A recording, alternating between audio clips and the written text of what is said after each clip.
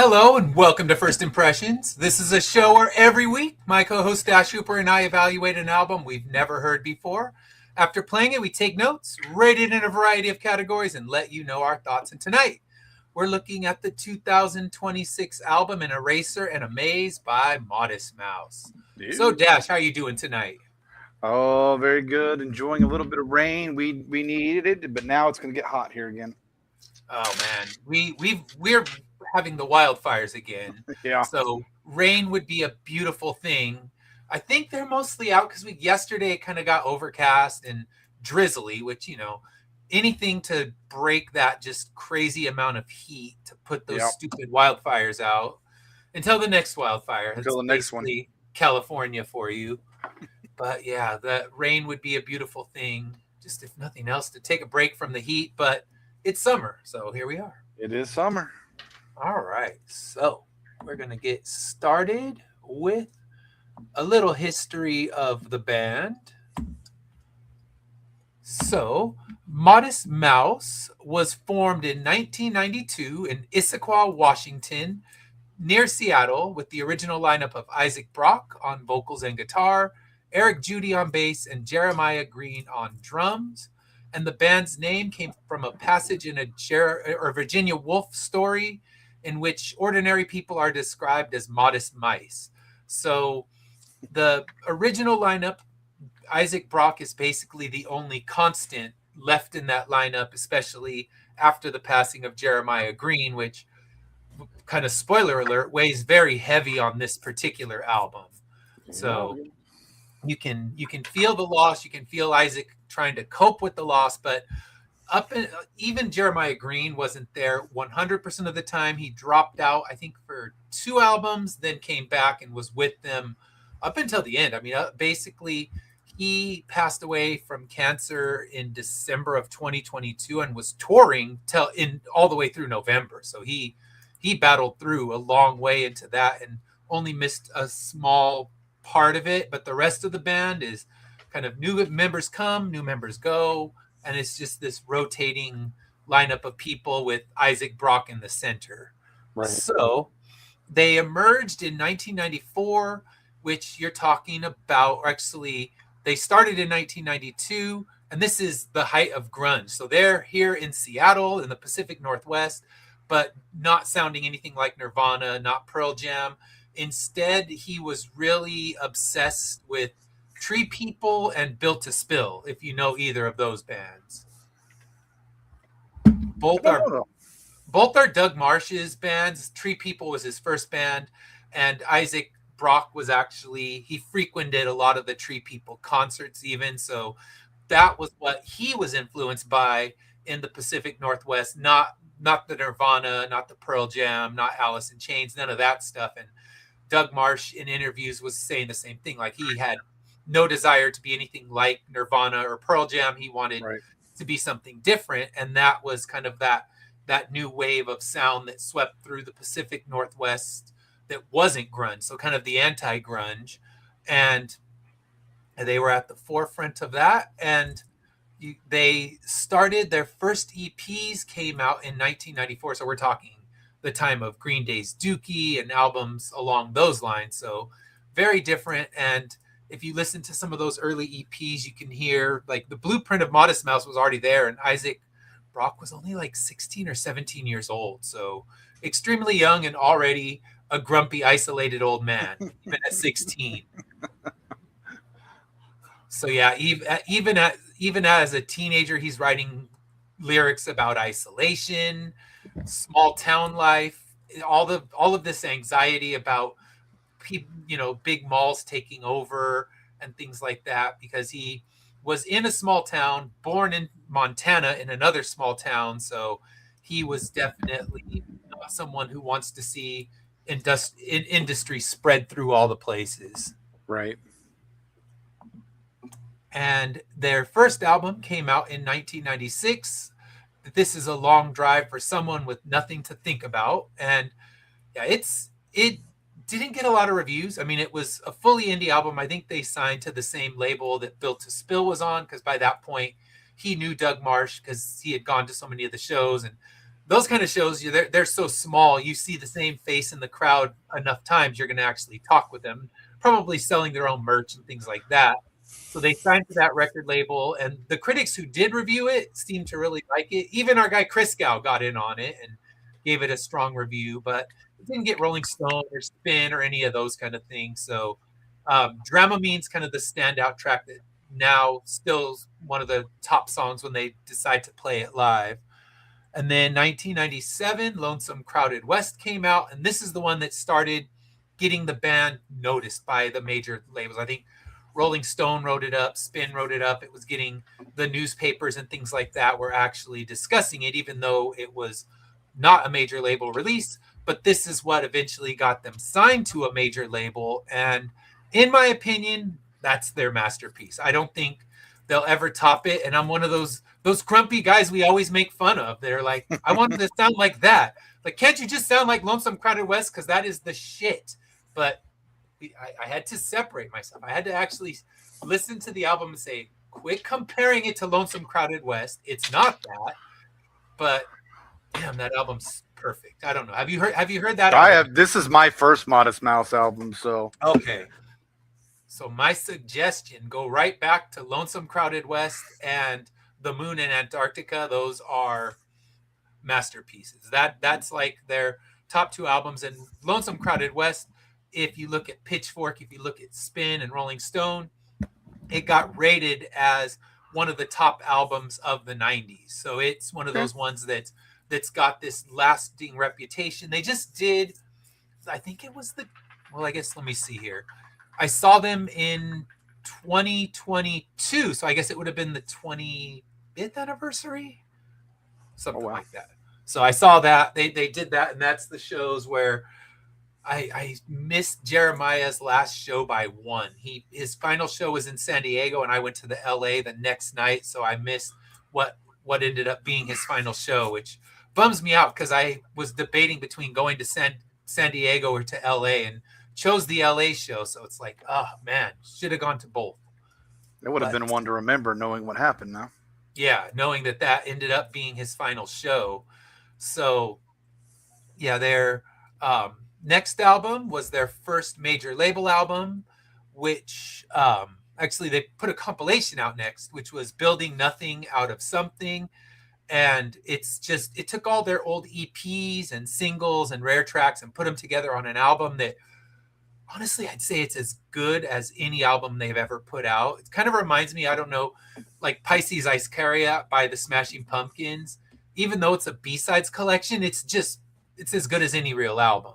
Right. So that one, I would say, Building Nothing Out of Something, another one of those that have a lot of songs that became staples of the live set. And then 2000 was when they released their first major label, and that was The Moon in Antarctica. And Isaac Brock loves to create mythology around himself. I don't know if you read any of this, but one of the things that happened was during the recording of The Moon in Antarctica, he got in a bar fight and ended up having to he broke his jaw. Broke his jaw. Have his jaw wired shut. So the vocals had already been recorded and they were done. But since he couldn't talk, he couldn't take anything off his mouth, he just tinkered and tinkered. So they added more layers of guitars and just a lot more to the album than would have been there if he would have been able to actually talk. But since he couldn't, he just thought, all right, I'm just going to keep tinkering with this album. And yeah, it's one of those albums, if you listen to it, it doesn't feel like it ever stops. It's just one song fades into the next, and it's just like this long, continuous album. And if you get the vinyl, it even has one of those endless loops that closes out side A.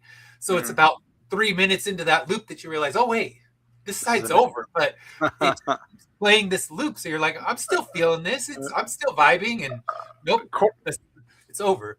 According to all my research, the Moon in Antarctica is apparently their number one album. Like, according to a lot of the fans, that's their I'd say you go between that and Lonesome Crowded West would be the two that people rate the highest. There was blowback, as there is when they signed to a major label. because you get those, especially this is the 90s and 2000s when the sellout thing was still heavy on people's Yeah. minds, where it's like, oh, you can't do that because that's a sellout move. But that for the Moon and Antarctica, some of the original fans thought it was a weak move, but then Isaac Brock kind of put him correct and said, "Look, I work 2 dishwashing jobs. I'm currently homeless. I don't want to hear your bullshit about selling out. I want to Yeah. actually be able to pay my rent." So that shut the whole sellout thing up quickly, because they also had a song from that go on to a car commercial. So yeah, they made some Oh, quick money, and why not? I mean, if you're in a band, you don't want to just have to have 2 dishwashing jobs just so you can make rent. make it, Brent. Yeah, you don't know. And at that point, I think he was living under a bridge, but a lot of it's mythologizing, which I don't know if it's true or not. Yeah. I will I mean, we talk about people calling sellouts. I will never understand why people will get upset for wanting to better yourself. Mhm. I will never understand that. Yeah, and that's the thing. It's you're trying to better yourself. He's living very poor. The first few albums, the mythology that Isaac created says he recorded them in a shed that he was living in, and it is true that when they left Montana, the mother had to carry several jobs just to make rent. So they did live in a small trailer Right. park, and yeah, they weren't living rich. So why wouldn't you take this opportunity to get paid? And yet the fans are like, "How dare you?" Well, what would you do if they said, "Here's an opportunity for you to get paid, but still get to release the music you want"? Right.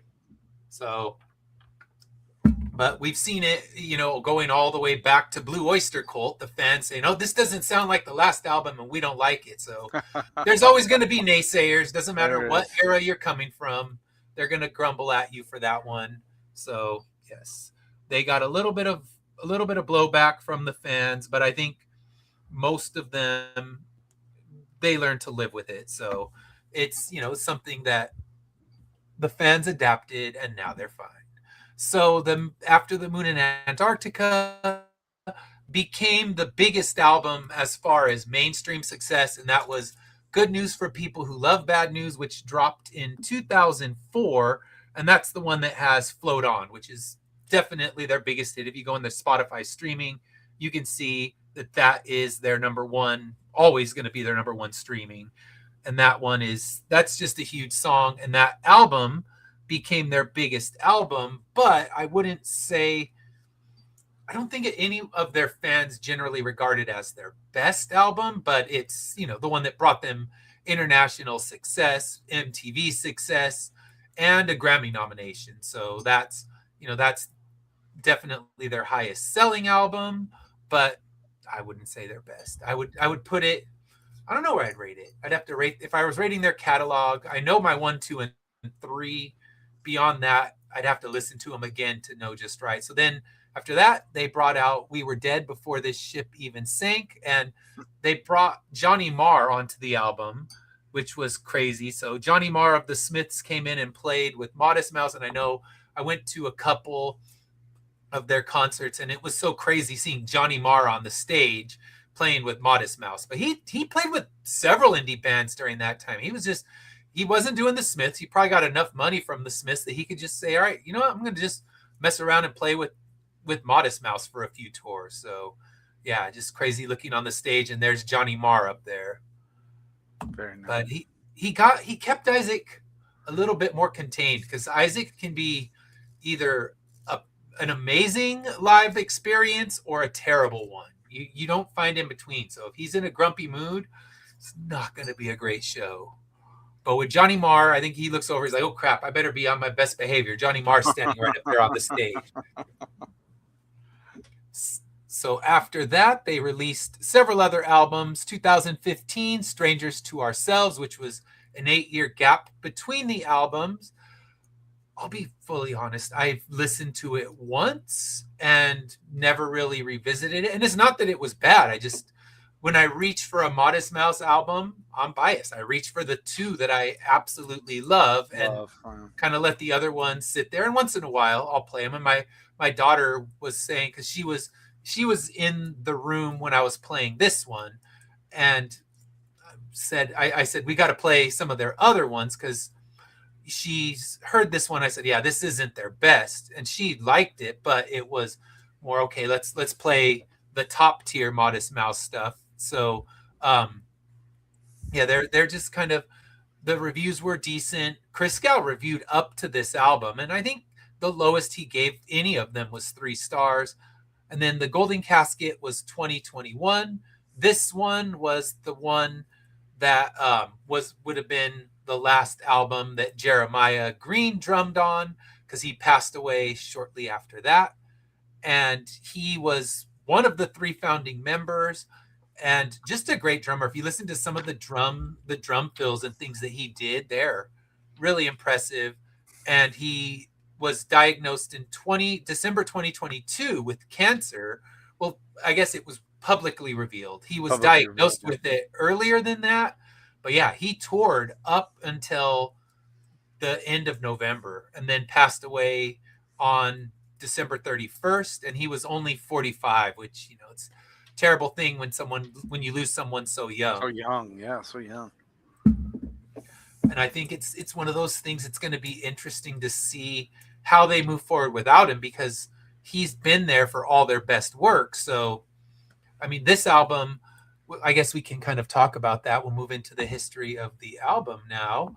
So this one is the first album post the post Green's death, and it was released on June 5th, 2026, and it was released on the label Glacial Pace Records, which is Isaac's label, because they were on a major label for several years, and I guess since the Moon in Antarctica. So over 20 years they've been on 20 this years, major yeah. label, and this is their first album where they left the major label and recorded it in Isaac's own personal studio. And Isaac and a few others were the producers of it, so they really just kind of turned their back on all the major label stuff and went straight, to back to being an indie band, although with lots of better equipment than when they were an original indie band. So they brought in a whole new group of members. So it's Simon O'Connell on guitar, Damon Cox on drums, Keith Carmen on keyboards, and they didn't bring in just one drummer. They actually brought in multiple drummers, because Isaac said he really didn't want to think of a replacement for Jeremiah Green.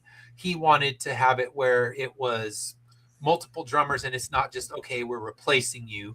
And it was also the first time that Isaac didn't do most of the songwriting himself.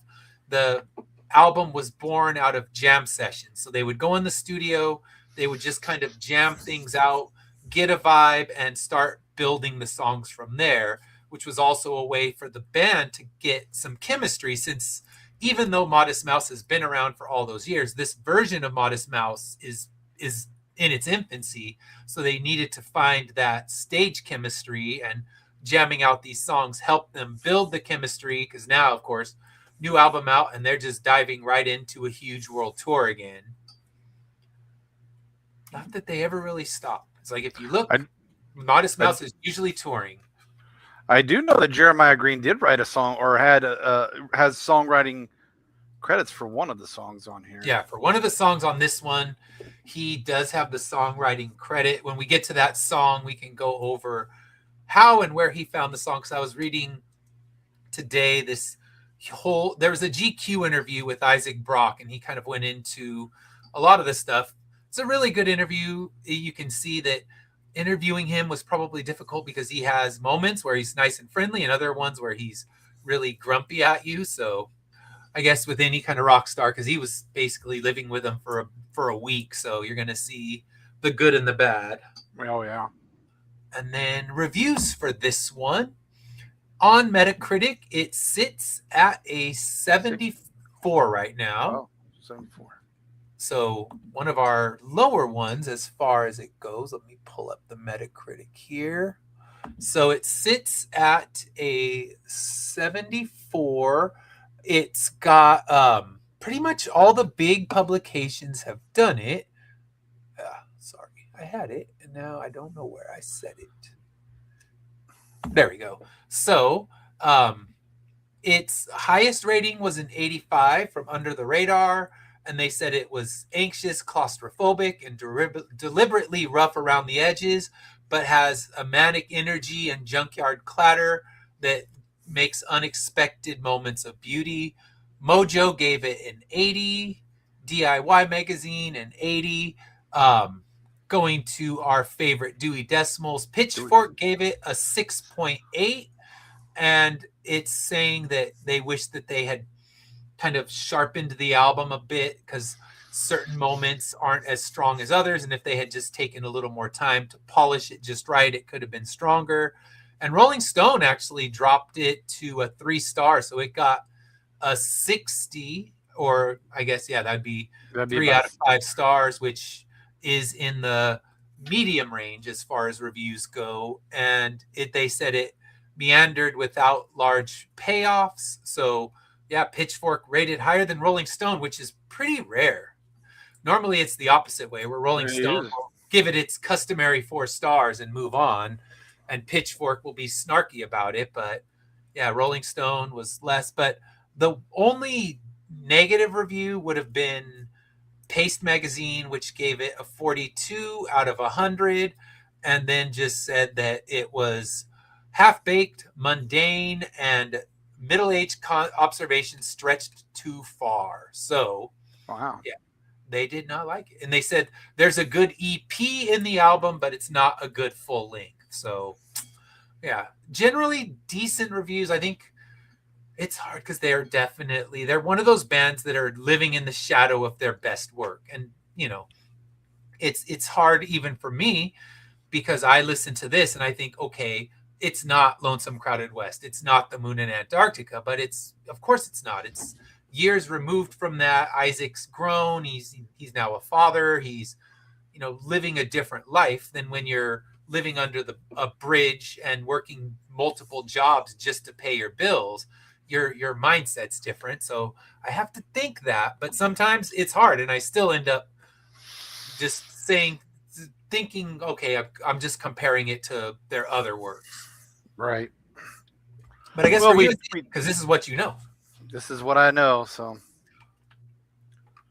I mean, we do that though. I think even I'm hard on certain actors still, and I Mm-hmm. probably should be less hard when I'm doing my movie reviews and things like Yeah. that. So yeah, I get it. Yeah. I mean, it's true. And I think about, okay, let's say Smashing Pumpkins released a new album. Of course, I'm going to be thinking about Siamese Dream and Melancholy and Gish when I'm listening to it, because those are the high marks of their career. And you're thinking, okay, does it even live in the same world as those albums? So, yeah, I mean, you compare it, especially when you have albums that are, all-time classics, or actors that have been in, these perfect movies, and now they're just, they're phoning it in. Like Bruce Willis, by the end of his career, was before he was even diagnosed, he was in some rough movies. Yeah, there were some ones he was definitely phoning in and things like that. So You feel bad because you don't want to just compare the other work, but when you think, okay, I'm watching this abysmal movie and I'm thinking about Die Hard, and yeah, they're not in the same ballpark. this is true. Yes. All right. So, let's dig into our history with this band. So, what is your history with Modest Mouse? I mean, I know the name, so I know the name. I just never listened to any of their stuff. So this was my first full venture into Modest Mouse, but Okay. I didn't even know they had a song on a car commercial. So that's Oh, new to that's me. funny. Yeah, I forget what song it was. It was one of the ones from Moon in Antarctica, and yeah, it was the car commercial one, which got the grumbling sellout people coming in. But it's like, yeah, you know what? Let these poor dudes pay their bills. Right? Leave them alone. But that was the era where the car commercials were scooping up all the indie bands. Like you had the Shins, and you had Death Cab, and you had Modest Mouse, all getting dropped into different commercials, whether it was for the iPod or for cars or you name it. But these bands, you know, they're cheaper than trying to get a big name band, and they needed it, so they were desperate to take that money. They probably got a nice little penny for that commercial too. So I'd imagine that all the members involved are very happy about that car commercial still. All right, so my history is a lot deeper. I go back to, I think the first time I saw them was 1999, I believe. So I saw them, and it was another one that came on the recommendation of a friend, actually the same friend who told me I should check out Death Cab for Cutie, also told me I should check out Modest Mouse. So they're playing LA. I grabbed a ticket and was hooked from there. So I've seen them plenty of times. I own all their albums, whether it be on CD or vinyl.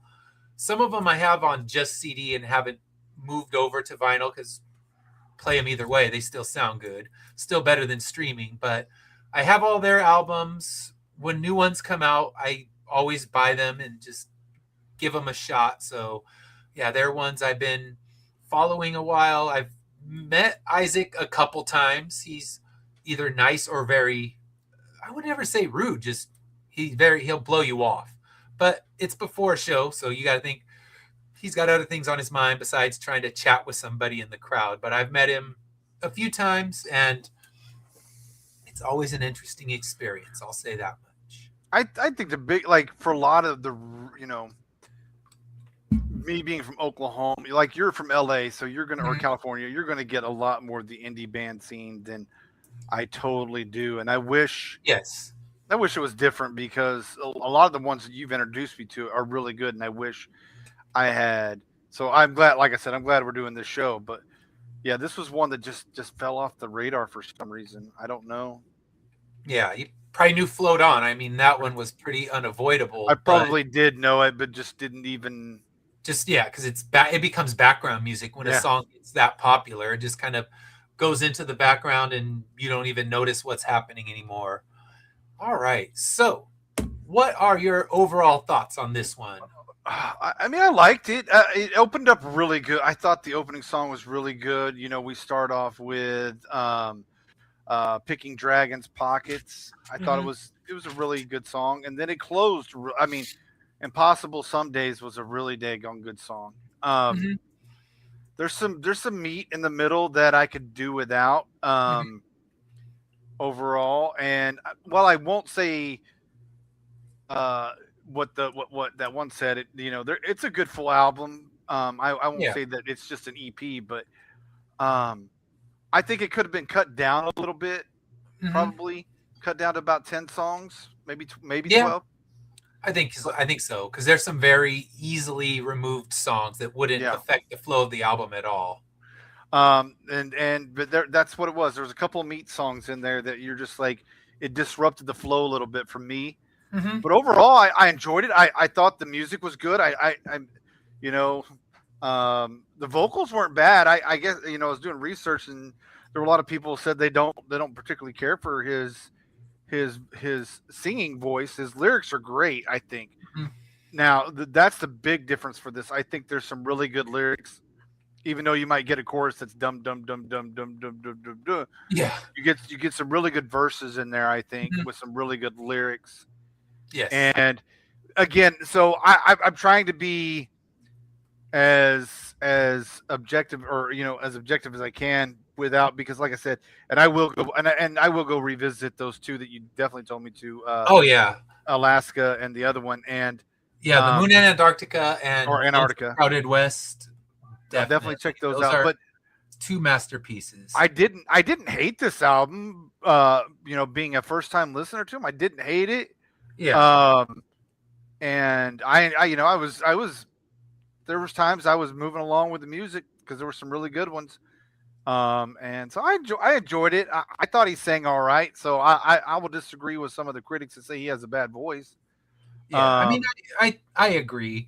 His voice it's one of those things where the voice serves the music. Yeah. But he's not a croner. He's not hitting, you know, he's not extending long notes. He does what he needs to. I think what he's lost is a little of that bite that he used to have, because he could kind of wail at times where he's just kind of screaming at you almost. And I always liked that version of Isaac Brock, like the madman. And it seems like, who knows? I mean, he's 50, so he might be having a harder time screaming out those notes. I can imagine things change, especially when they're one of those bands that are touring 10 months of the year every year, it seems. So it's going to take a toll on the voice, and it's a different version. Like if you listen to the first few albums, you hear there's a lot more edge to the voice, but it's still the same voice, Right. but he's just not hitting those scream notes anymore, which, you reach a point you can't. Like if you listen to Tool, Maynard's not hitting those same loud notes that he used to hit either. But I'd say, like with Tool, the difference is Maynard's just a good singer overall, where Isaac has a voice that works for his music. I mean, much Right. like Billy Corgan, you wouldn't call Billy Corgan a great singer, but it Yeah, works for the Smashing it Pumpkins. works for him. And listen, they're not Frank Sinatra. They're not No, Dean Martin. They're not Bing Crosby. They are exact. So, like I agree with you for the way these songs are set up. I thought his voice did really well, yeah, even, and it's not like I heard any cracks or he, no, it it serves was the function of the music, which is what you need. So I was looking. There was a quote Ben Gibbard said about Lonesome Crowded West being the greatest Pacific Northwest album. So yeah, they're probably all encountered each other because they were the alternate underground scene that once grunge blew up, and these bands weren't trying to be the next Nirvana. They were trying to be something entirely different. right. I'd say they were more wanting to be the next REM instead of the REM next is the next one, because you see Isaac saying his biggest influence is bands like Built to Spill, and you see Built to Spill saying their biggest influence is REM. So it's all that all comes down to kind of like the REM of that scene, and not even looking at bands like Nirvana, because that's just not what they were going for. And you don't listen and say, "Oh, I can hear the Nirvana hiding in that one." yeah. You definitely don't hear Nirvana in this album. Like so many grunge carbon copy bands that were coming out at that time. So it was good to have something different out there. I don't even know who to compare these. I mean, I know what like you said. I know what the influences are, but I guess I don't have anything to really like. Once I go back and revisit some of the library, Yeah, I I might mean, I might be able to pick it out more. you play this, then grab um, Perfect from Now On from Built to Spill, and you can see kind of the Yeah, DNA that's in there, or listen to some of the early Tree People stuff, and you can see that DNA of that kind of Pacific Northwest isolated vibe that's going on with pieces that they get on some of their other albums, especially they get a little jam bandy at times without being a jam band. I mean, they're not Fish, but they'll make a song go 10 minutes, which wasn't really on this one. That was something I didn't see, but yeah, for me, yeah, my overall thoughts, I said it's slightly uneven album that works really well at times and meanders at others. I feel like it loses momentum in its second half, where the most skippable tracks come on. I guess if you're doing it, it's a four-sided album, one of the 180-gram ones. Side 3 is the side where you're just kind of like, all right, you're losing me here. Then it gets to yeah. side 4, and the last couple songs kind of bring it back up. But I think when it works, it's great. It's this, reflection of losing a friend, actually a few friends he's talking Few about friends. in the Yeah, song. And then,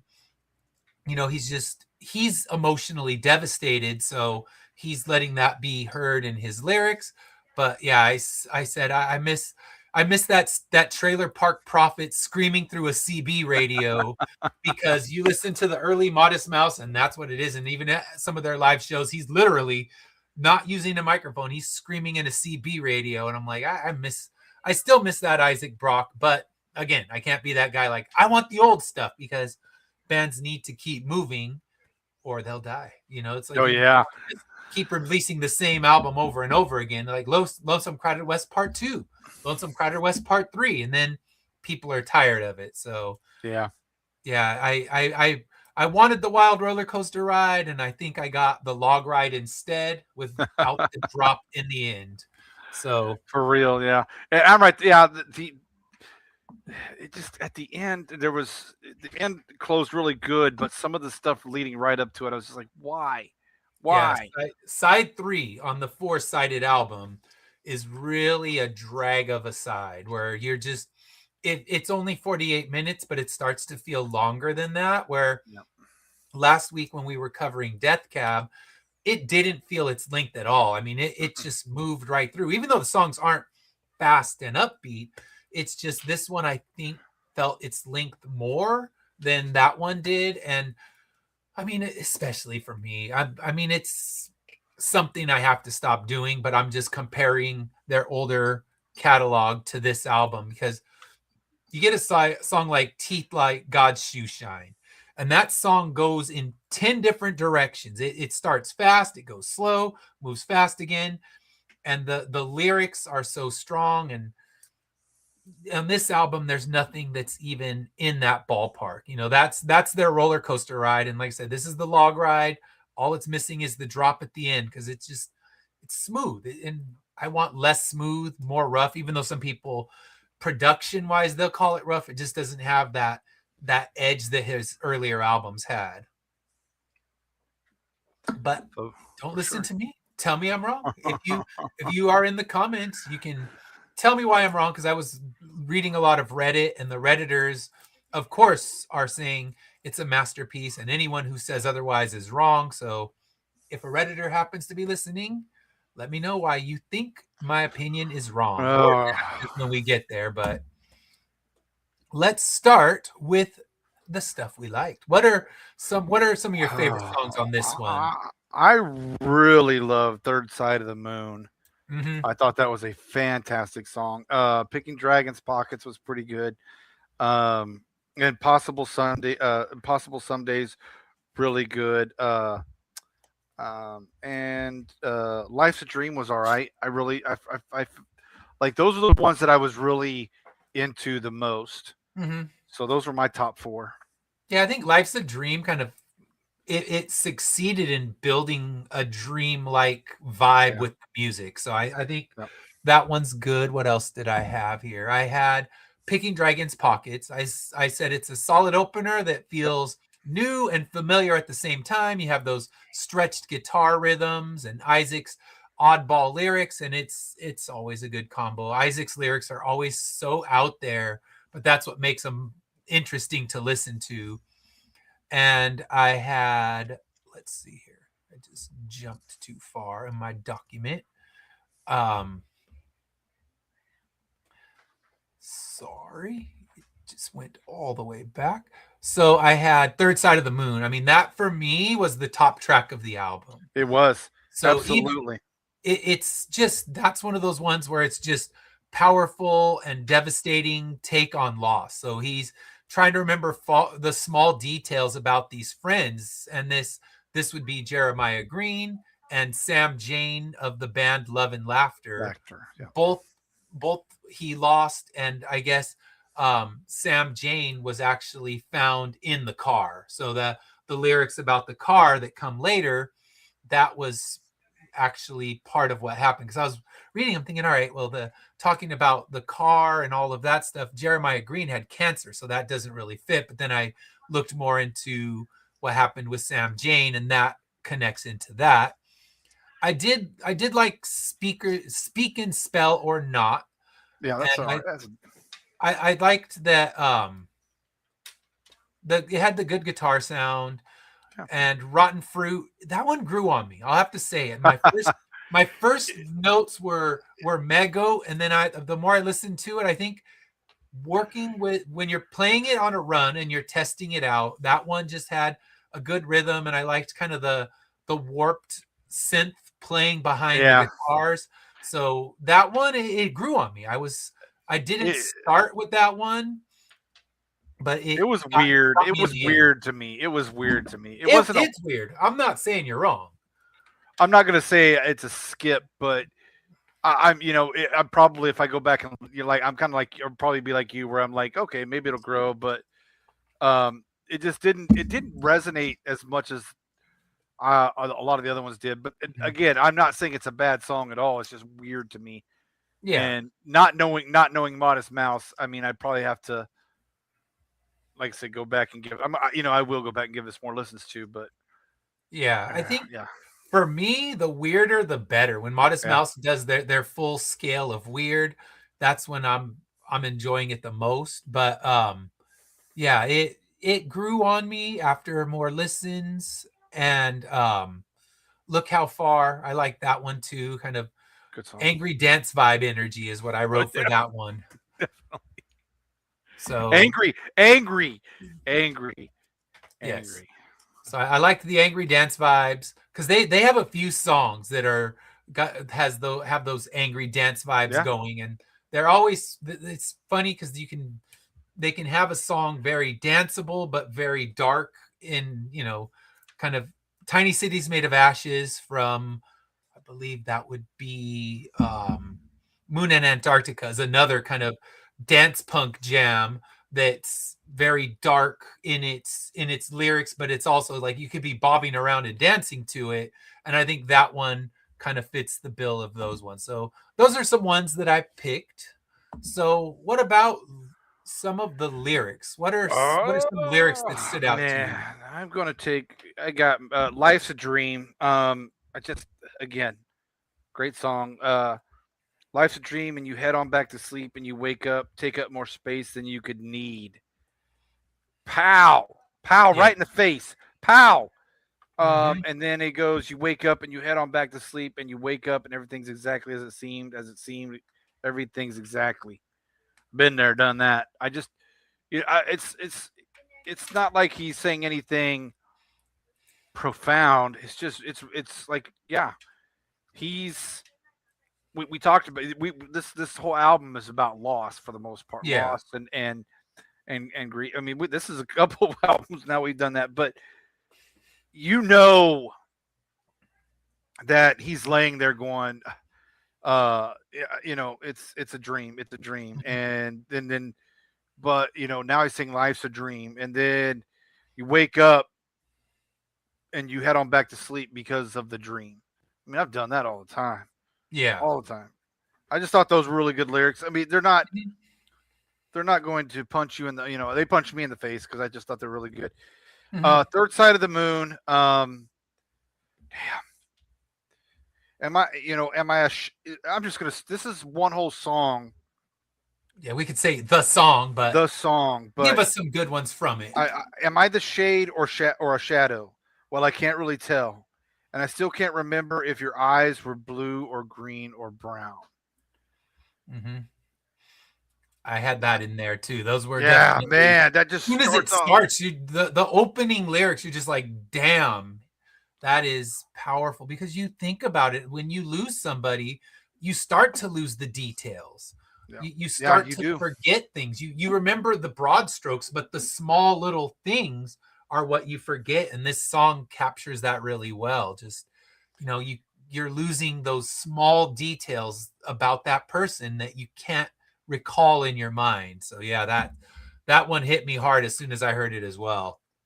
And then just yeah, you talked about the car. I just a few days later they found you frozen in your car. Well, the last time you were seen leaving the YMCA from the showers, I, and then he goes back in. Am I the shade? Am I the shadow? Well, I can't really tell, and I still just can't remember. If your eyes were even there at all. It's just Yeah. yeah, it's powerful, powerful song. Uh, Yeah. it, Again, we both said it. It's probably the best song on the album, Mhm. and this one's going on my playlist. Like Yeah, that's I my love top that. track pick for Yeah, sure. I always look at the albums and think, okay, what's the number one? If I got to pick one song on this album, that's this one yeah, it is. without much fight. I mean, I like some of the other songs, but this one is so powerful. I mean, we could just go through lyrics after lyrics because I had one in there as well. I wish I'd have paid attention to every word that you'd ever said, but you always spoke in a whisper and I wasn't good at listening. Well, I can't remember if your eyes were blue or green or red. So he just keeps Yeah, changing the eye yeah. colors. And then, yeah, you spoke in a whisper and I wasn't so good at, or ain't so good at listening. So, yeah, it's one of those songs that just hits you where no matter where you're feeling about the album at that point, this song just hits you hard. Yeah, man, just so good, just so good. I if you don't listen to any other song on the album, ladies and gentlemen, go listen to this song. It's just that good. That's Yeah, all I got for lyrics. I think it's the third single. All right, so I have many more lyrics. So I got Picking Dragons Pockets. Well, something that I know for sure is love makes love and hate makes more. We're pretty tricky little animals. And picking dragons' pockets, and away we go. My eyes are their eyes. Watch the show. Facts aren't facts on screens that glow. So it's like this is his political song without being Being overtly overtly, political. yeah, It's just saying, okay, don't trust everything you see. And it's not, and I like that it's not pointing one direction or the other. It's just saying facts aren't facts on screens that glow. So you don't trust everything you see. And yeah. it's not even just calling out television. Screens that No, he's glow calling can out be phone. He's your calling out people phone. on your phone big Yeah. time. It because I don't have any other. It's not to say that all the biggest A plus plus I give on this album is the lyrics themselves. Yeah. Like this is lyrically probably one of the best albums I've heard. Mm-hmm. Lyrically, as far as written lyrics go, God, he really is. Who wrote? It was yeah, that was Brock and Jeremy Scherer Mm-hmm. that wrote that. Brock, in the research that I did, that's always been one of his strong suits was the lyrics that he wrote. Oh, yeah. Whether people like his voice or not, no one really argues about his lyrics. They're always so strange, and then they deal with different things where Lonesome Crowded West is dealing with that isolation and kind of the dissolving West and watching it being taken over. And he can just write a concept album essentially about losing, you know, losing those things and watching them be replaced by shopping malls. So yeah, his lyrics have always been strong, and I think that's the first thing that grabbed me when I was seeing and listening to them was just wow, these lyrics are so odd and poetic and very much just he feels isolated all the time when you're listening to him. It's very rarely is he singing about how happy he is, but it just works. I mean, Yeah, you either will like his lyrics or they're gonna completely turn you off and you'll move on to something else. I don't. It's just. I guess it goes along with everything. I just don't know how you could be turned off by the lyric, especially on this album, because I know what it's a. You know, we know what it's about, but Mhm. I mean, man, it's those are. He's got a gift, and so I will. I don't know. I mean, again, I don't have anything to compare it to. I'm just comparing it to this Yeah. one album, but I like the lyrics absolutely. Yeah, Yes. and you pulled some good ones from Dragons there. Yeah. So I have from Speak and Spell or Not. I have where it says, Wish we'd read a few chapters ahead. We probably could have avoided this, but that's not the way it shook out. And we get what we get, a trifling disaster. Skipping the line to jump ahead, but we're all getting on the same airplane. When we leave the sky and come back again, our baggage doesn't land there. So it's very loaded up with metaphors, but not, not Jeff Tweedy metaphors that like to be so esoteric as to not make any sense. Where it's like, nope, What I did understand this. what did Jeff Tweedy say? Yes, that's the category. What did Jeff Tweedy say? Yeah, what the hell is Jeff Tweedy talking about? All right, and then let's see. I had from Rotten Fruit. I have so much to remember, but more ways to forget. Well, it's a simple equation, but I refuse to do the math. Turns out not giving a fuck is not the same as being Zen. Well, I just figured this out, but for the wrong reasons. So Yeah, you're wondering, okay, what happened? Something happened, and he's very famous for not giving any insight into his lyrics. When you ask him, okay, what is this song about? What were your thoughts on this album? He'll tell you. You got to figure it out yourself. figure it out. Yeah, So I can it's like, imagine. okay, something went wrong, and what went wrong, you're not going to get it from him. But I like that. You know what? Figure it out yourself. That's because you're always going to interpret things, and if you find out the real meaning, sometimes you think, wow, that's so mundane and dumb. I wish it was just what I originally thought. And then my last lyrics from Impossible Some Days. Oh, it's not enough just being here or simply being alive, although nothing stays the same the whole time. Well, everything's impossible if you don't even try to try. Yes. So, yeah, I loved that Yes. one. That is a really good closing song too. I mean, it Yeah, really is. it's bookended very well. Yes. Much like when we were talking about the Death Cab album last week, it was bookended very well. It opens and closes strong. This one does the same, where it's like, okay, you pulled me back in because you were losing me there for a few songs. There was a stretch where I was zoning out, and I don't like when I'm zoning out when I'm Right. trying to enjoy the new album of the week. So, yes.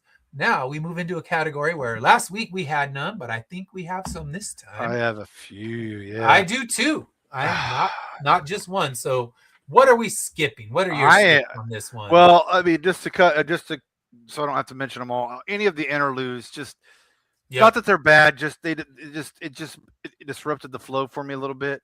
But there's two songs that disrupted the big time: "Dog Bed in Heaven," "Give It a Hmm. Skeleton," and "Song About Nothing."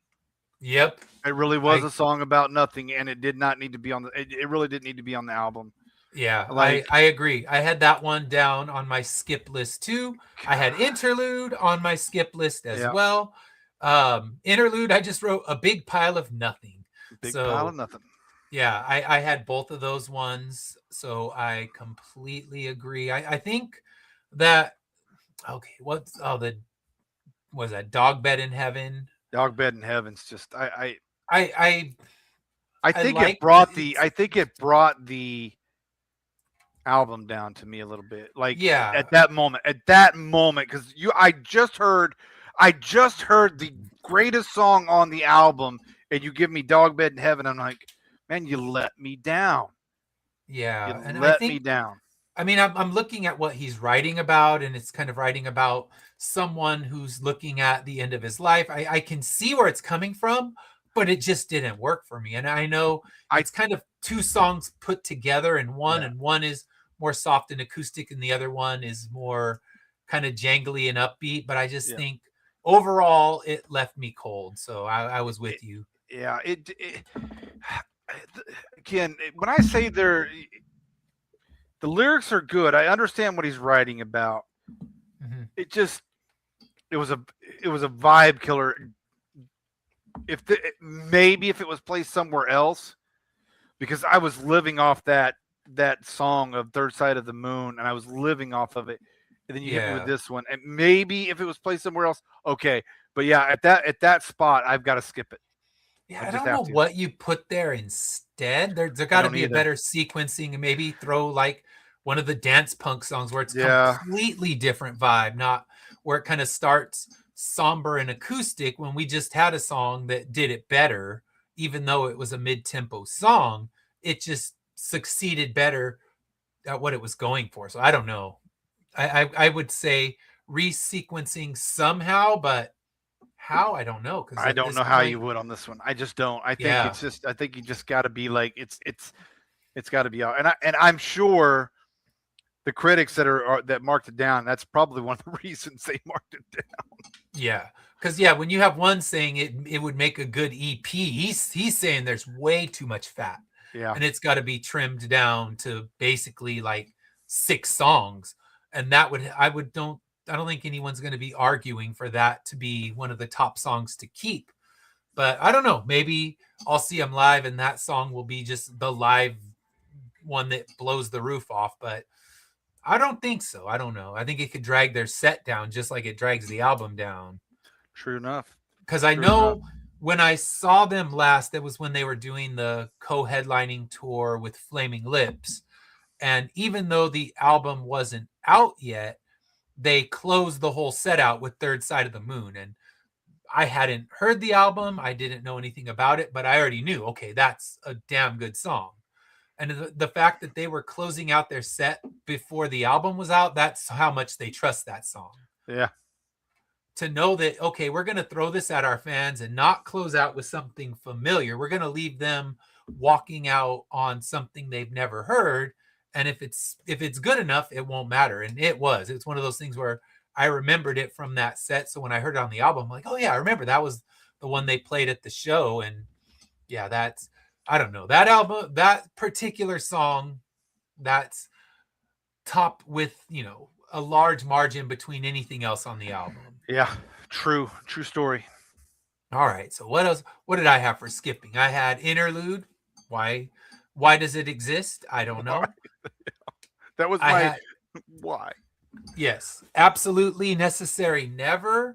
It's their kind of companion piece to the Tiny Cities Made of Ashes from Moon and Antarctica, but that one's more of a dance punk with this just driving bass line, and this one is more synthy and just lost me. I'm like, it's whatever. I wouldn't Yeah, say I hate it. Maybe instead of skip this one, we'll megoat that one because Megoed it. and Stoner Party. All right, I know it's was written by Jeremiah Green, and I know it was written. He found these lyrics on the wall of some place they were kind of squatting at, and they would chant those lyrics before shows. That said, it's pointless and It's annoying. 30. It's 34 seconds long. Does it just? It did need to be on. I mean, you could have done something. I don't know. Yeah, I I mean, I get the sentiment of it because of I Jeremiah passing yeah. away, but do something else for his legacy, not that. Yeah, I just lumped those interlude because I call it. It's one of the interludes that I said. I know it's got some lyrics, but it was 34. The interlude was 27, and I'm just like, you're. If that had been a longer song, I probably would have been better with it. But you give me Mhm. 34 seconds, and I'm like, what? I was like, what? So Yeah, I yeah, know. yeah, it did need to be on the album. Eh, Agreed. I Sorry to I say. I could dump that one, and like I said, I know the history. So if someone wants Yeah. to say, "Well, you don't understand," that was Jeremiah. I do understand. It's still not good.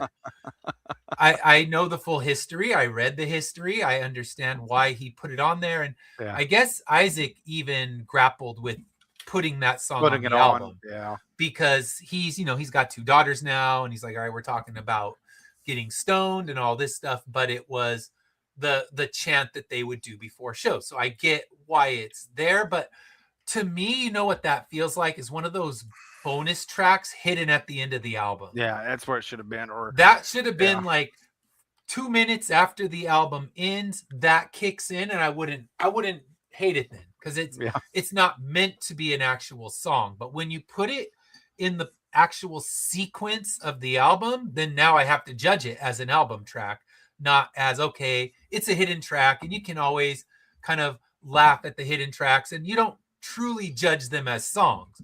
That song, you can give Jeremiah his proper due and put it at the end of the album, afterwards where, oh wow, there's a song hidden at the very end if you listen for an extra 3 minutes. Cool. Yeah.